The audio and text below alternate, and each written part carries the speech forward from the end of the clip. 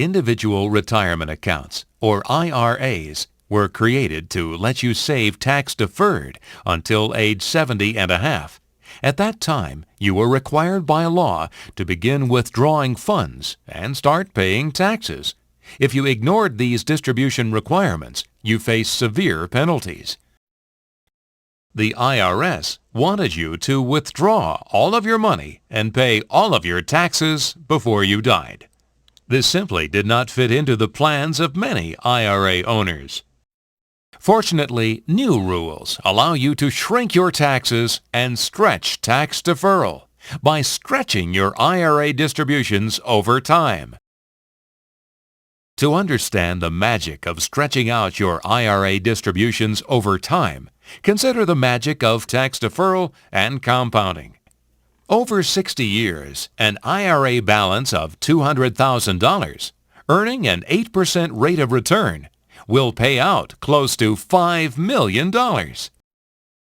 The problem was that under the old rules, it was difficult, if not impossible, for many IRA owners to stretch out their IRA distributions over 60 years or over other long periods of time.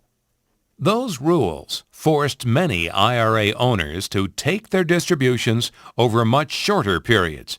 This meant that even people who did not need their IRA distributions to support their lifestyle had to take those distributions anyway. Subsequently, they lost the benefits of tax deferral and compounding with regard to those distributions. Now you can use new rules to stretch out your IRA distributions, giving compounding and tax deferral more time to work for you and your heirs. Consider an IRA owner age 71.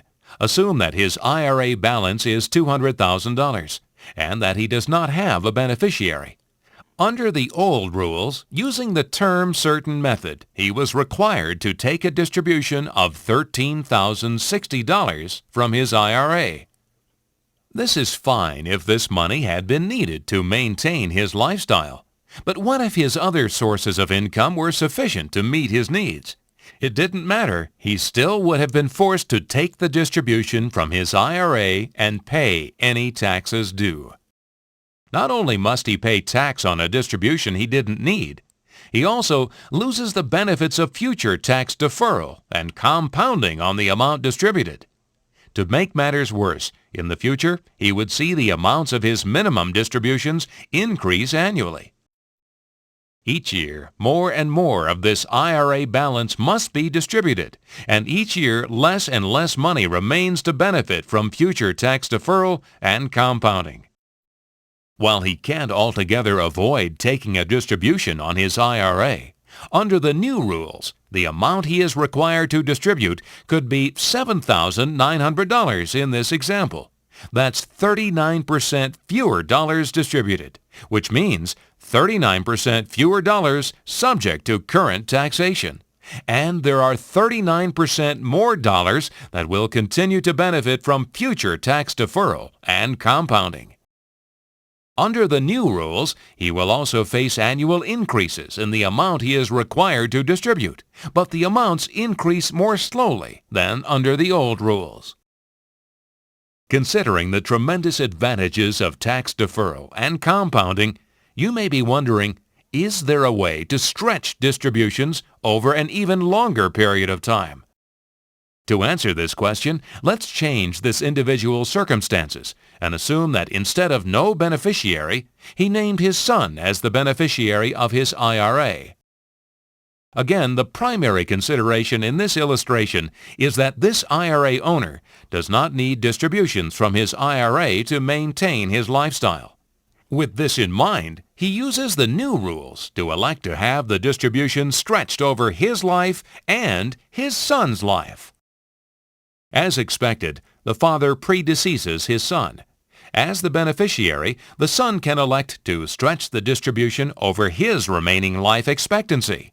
As a relatively young man with a long life expectancy, his annual distributions are less than what his father had been required to distribute.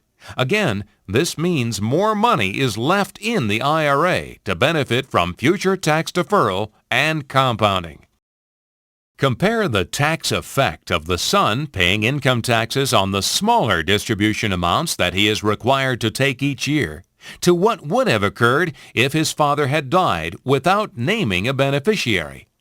Under those circumstances, the IRA would have been liquidated, with possibly 1/3 or more being taken by the IRS in taxes.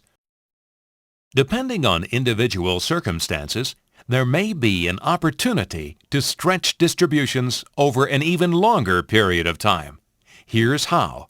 Assume the son has a daughter, whom he names as his own beneficiary.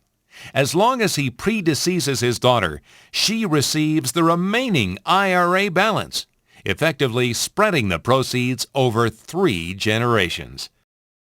These new rules can provide a tremendous opportunity for families interested in using the benefits of tax deferral and compounding to build wealth over generations. Now that the new rules provide these opportunities, is there anything standing in the way of stretching out your IRA distributions? Possibly. You see, even though the IRS allows it, there are financial institutions that won't let you stretch out your distributions. To successfully structure your IRA distributions to take full advantage of the new rules, you must first make sure that your IRA provider allows it, or find one that does. Finding the right IRA provider isn't the end of the process, only the beginning. IRA distributions and the rules concerning taxation can be complicated and confusing. Mistakes can have serious tax consequences. The best course of action might be to rely on the advice of a retirement planner who can help you decide the best way to structure your IRA so that it is coordinated with your overall planning goals and objectives. Taking advantage of the new rules for stretching IRA distributions over time is not for everyone. But if you already have all the income you need to maintain your lifestyle, and you want to take advantage of tax deferral and compounding for as long as you can, then it may be worth your time to learn more about these new IRA rules.